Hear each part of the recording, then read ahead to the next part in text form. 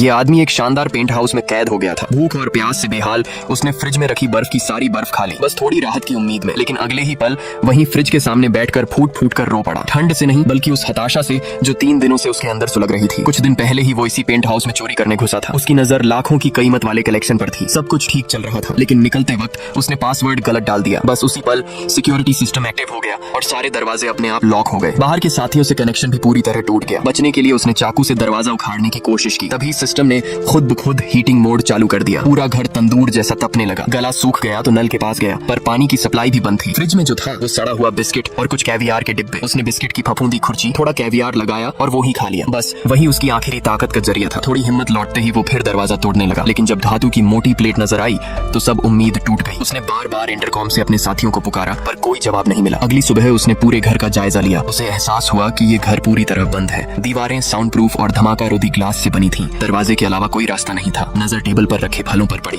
लेकिन पास जाकर देखा वो तो पत्थर की मूर्तियां थी। गुस्से में उसने एक फल खिड़की पर फेंका, पर टूटा सिर्फ पत्थर, शीशा नहीं। अब तो वो लगभग हार चुका था। पुलिस को कॉल करने गया, फोन मरा पड़ा था। कंप्यूटर खोला, वो भी सिर्फ सजावट था। इसी बीच ऊपर की छत पर बना छोटा सा स्काईलाइट उसकी नजर में आया। अब उसके दिमाग में एक पागलपन भरा आइडिया आया। उसने घर के सारे टेबल, शेल्फ और फर्नीचर खींच कर एक जगह जमा कर दिए। फिर रस्सियों से बांधकर सीढ़ी जैसी बनानी शुरू की। लेकिन तब तक प्यास ने उसे निचोड़ लिया था। वो पूल की तरफ भागा, पर पानी में केमिकल मिला था, पीने लायक नहीं। तब उसने कुछ कागज जुटाए, एक आवर्धक कांच मैग्नीफाइंग ग्लास से धुआं पैदा किया और उसे सेंसर की तरफ मोड़ा। कुछ ही पल में फायर सप्रेशन सिस्टम चालू हो गया। हर ओर पानी बरसने लगा। सारे इलेक्ट्रॉनिक डिवाइस जल गए, लेकिन उसने अपनी जान बचा ली। थोड़ी ताकत आने के बाद उसने एक महंगा फूलदान उठाया और फर्श पर तोड़ दिया। उसके टुकड़ों से उसने चश्मे बना लिए ताकि ऊंचाई पर काम कर सके। धीरे धीरे वो ऊपर चढ़ा और औजार से स्काईलाइट का किनारा उखाड़ने लगा। चश्मों की वजह से काम तेज हुआ, लेकिन तभी उसने देखा वहाँ 12 मजबूत बोल्ट जड़े हुए थे जो रास्ता रोक रहे थे। फिर भी उसने हार नहीं मानी। लकड़ी का एक टुकड़ा काटकर उसे एक साधारण रेंच जैसा आकार दिया। धीरे धीरे उन बोल्ट्स को ढीला करता गया। आखिरी बोल्ट खुलने तक उसकी सांसें थम गईं, लेकिन आखिरकार उसने रास्ता बना लिया। वो बाहर निकल गया, बिना कुछ चुराए, बिना कुछ साथ लिए। बस दीवार पर एक लाइन लिखकर चला गया, कभी कभी आजादी सबसे कीमती चीज होती है।